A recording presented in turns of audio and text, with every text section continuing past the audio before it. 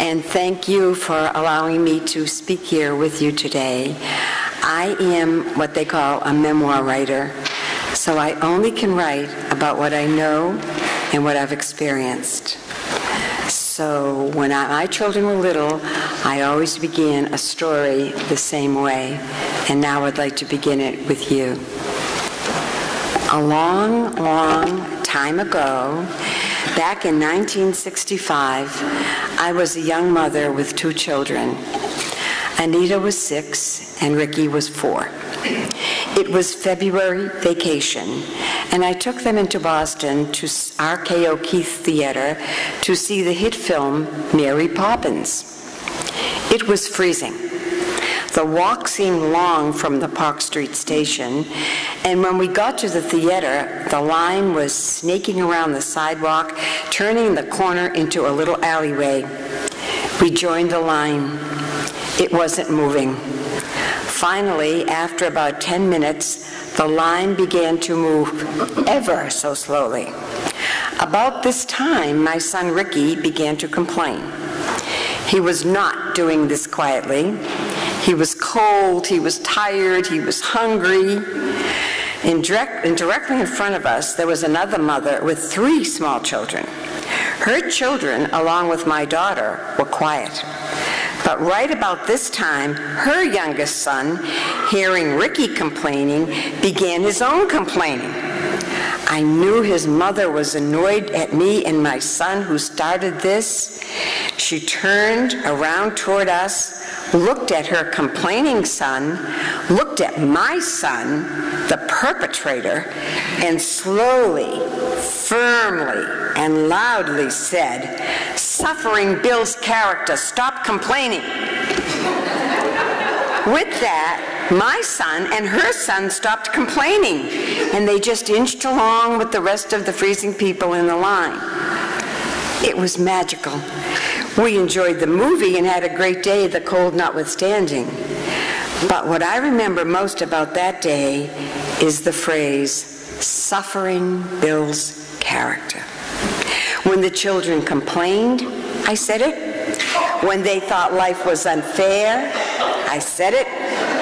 I said it even though I knew they hated it. Suffering builds character stayed with me for many years. When the kids were teenagers, I stopped using it because now their problems were real and deserved attention. But somehow that little sentence stayed with me always. It was about 5 years ago that it popped back into my mind once again, and I thought, what a terrible sentence to use on little children, so dismissive, so mean. And then I began to wonder, does suffering really build character? What is suffering? Is it physical? Is it mental? I've experienced mental and physical suffering in my life, and I'm honestly sometimes at a crossroads over this conundrum. Physical suffering is hard.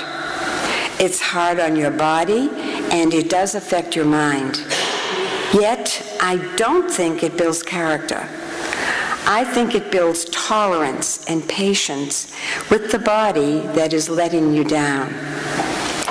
Mental anguish is another form of suffering. Does it build character? I think not.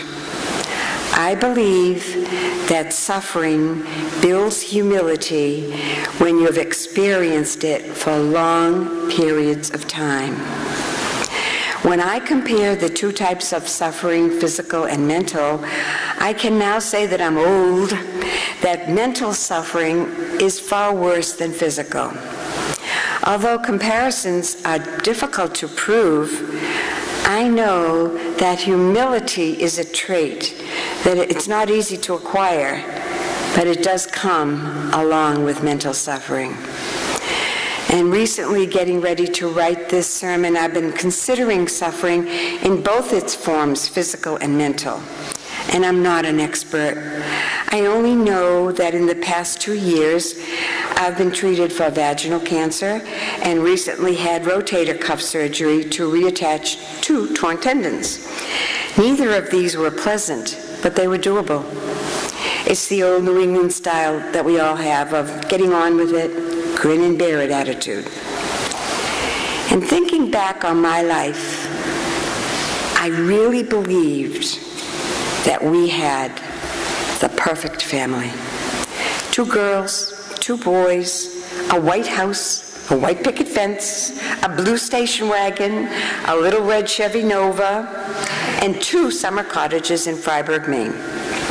Dick had a good job, and we were the perfect example for the American dream. Humility was the last thing I desired. I believed we were good parents, understanding, ever-present, with supporting relatives and a great circle of friends. And now, thinking about mental suffering in that section, I'd like to share a story with you. This is a story from my life about one of our children, Catherine. She arrived at our house as a foster child in 1966. In October, a social worker came to our house for a checkup visit. All went well. He said he'd be back in January, and we never saw or heard from anyone from the Division of Child Guardianships. Yes, that's what it was called in those days.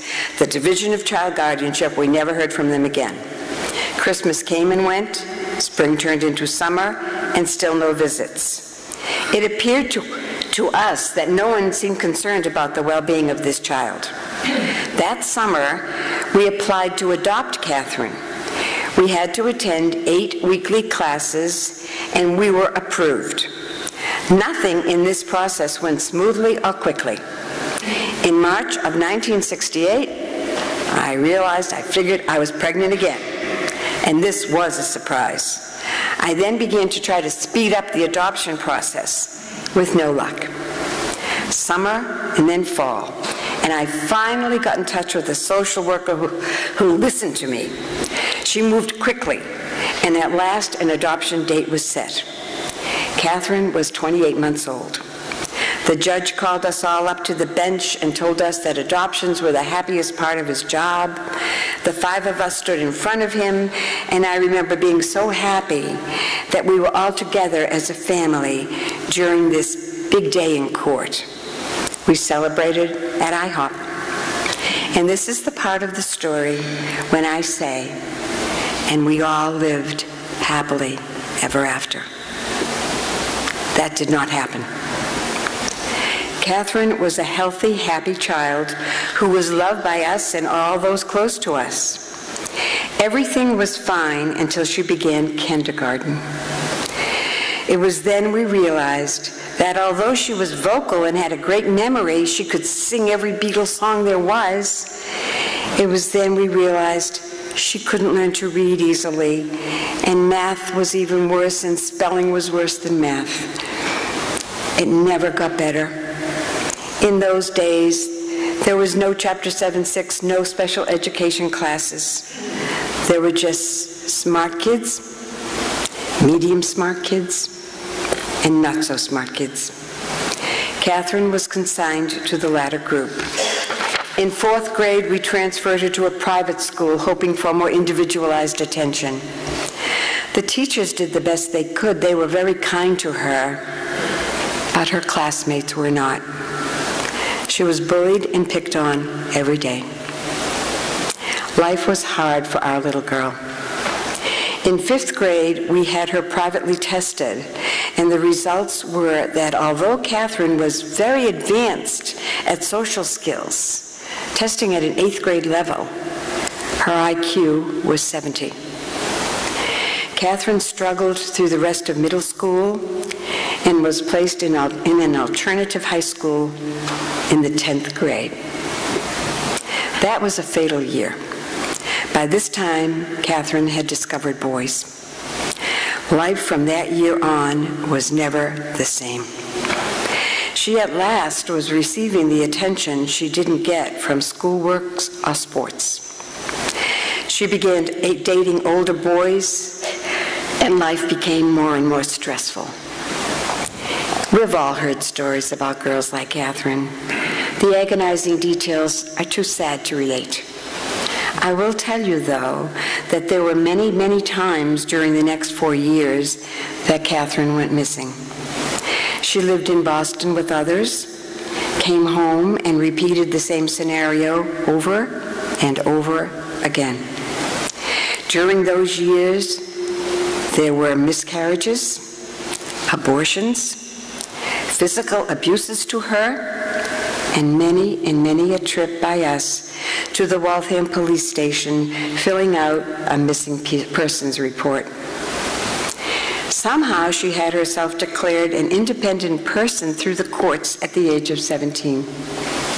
We never were notified. She began living in a car with a man 10 years older than herself, and it got worse. One night, she found the boyfriend kissing another woman, and Catherine stabbed the woman next to her heart, collapsing her left lung. We were notified the next day. Catherine was charged with attempted murder. Eventually, the charge was reduced, and before the trial began, a settlement was reached. Her sentence was 9 months in Framingham prison, 9 months parole, and 2 years probation.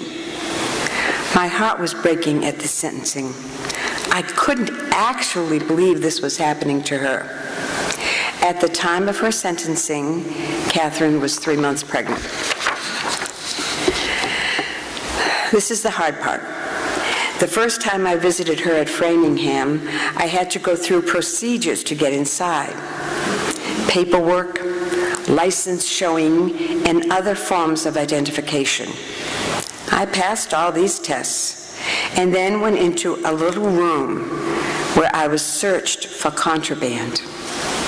I was there in my little 1980s suburban pantsuit, and a female guard came while I stood stock still, and she frisked me all over and put her hands up between my legs. I was shocked. I felt totally violated, and it was at this very moment that my life changed, and I felt true humility for the very first time. It's hard being a person who is at the mercy of authorities and yet chooses to submit willingly, giving up my dignity for the chance to visit this girl who was serving prison time. To spend time with her, I would allow anything. And this taught me a lesson. Even though it's years later, whenever I read that someone's child has robbed a bank or shot someone, I cannot pass judgment on the parents. My idea of good people automatically having good children has completely vanished. I sympathize with the mother in the courtroom, or the father being questioned by reporters outside the courthouse. These parents are also learning humility, even though it's not necessarily the trait they always desired. Years went by after that day at Framingham Prison. Catherine had her baby while in prison, got out, and lived with us during her parole time. The baby grew, and she was a delight. Then, when the baby was 14 months old, Catherine ran away with a runaway 16-year-old boy to Florida. She violated her probation and then went on to lead a life of misadventure in Florida. Somehow, she always got someone to help her, and her life went on. After a year, she called me and told me she was pregnant. This behavior went on for years and years. Baby after baby, lost pregnancies, and lost boyfriends. I became accustomed to her lifestyle.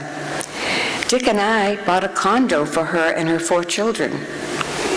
Unfortunately, she got evicted for bringing in various assortments of men. Life for her 4 children got harder and harder each year. And again, at this point on this journey, I wish I could tell you that Catherine and I became best friends. It never happened. But I did always stay in contact with her over the remaining 20 years of her life. As years went by, I became adept at humility and knew that even though she did terrible things, she in her own way loved us. I knew that. Humility taught me to take from her what she could give and accept her lifestyle as hers, but not mine. Sometimes she lived in hovels, and sometimes the apartments were okay, sort of. Her children were growing up and getting ready to graduate from high school. Somehow, the prospect of the children growing up was very frightening to Catherine. One girl went to the University of North Florida. The other went to live in Tampa with her aunt. Her two youngest left to live with their fathers. Catherine's behavior was becoming so disturbing that they couldn't live with her anymore. It was just too chaotic. The idea of having no children living with her devastated Catherine.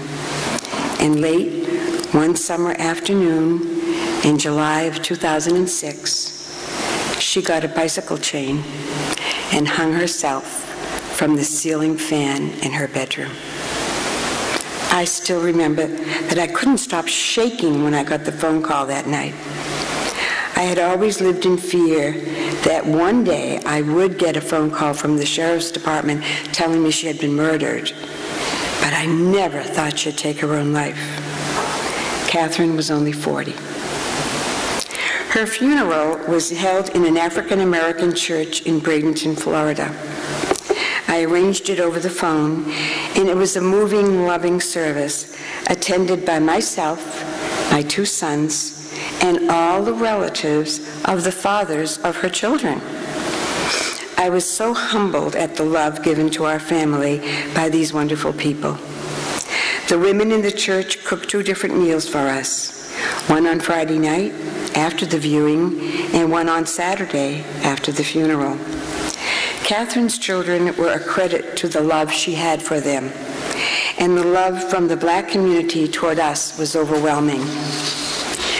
I've attended many funerals in my lifetime, but Catherine's was the one that taught me the lessons of love, acceptance, and humility. Kindness poured out from each person attending. They all made Catherine seem like the finest person who ever lived. And at long last, the compliments were flowing in her direction. The pastor praised her for the love and care she gave her children. Her children's relatives stood up and praised her for the love and friendship. Everyone had a kind word to say about Catherine that Saturday. There was no negativity. Love, kindness, and understanding prevailed. I often think back to that Baptist community of love who opened their hearts to us without hesitation, and I am filled with appreciation and humility for being loved, respected, and taken care of by this congregation 11 long years ago. In closing, I want to thank you for listening to my story, and also want to say that I believe that the terrible suffering my family went through when Catherine committed suicide taught me that instead of building character, suffering truly builds humility. Thank you.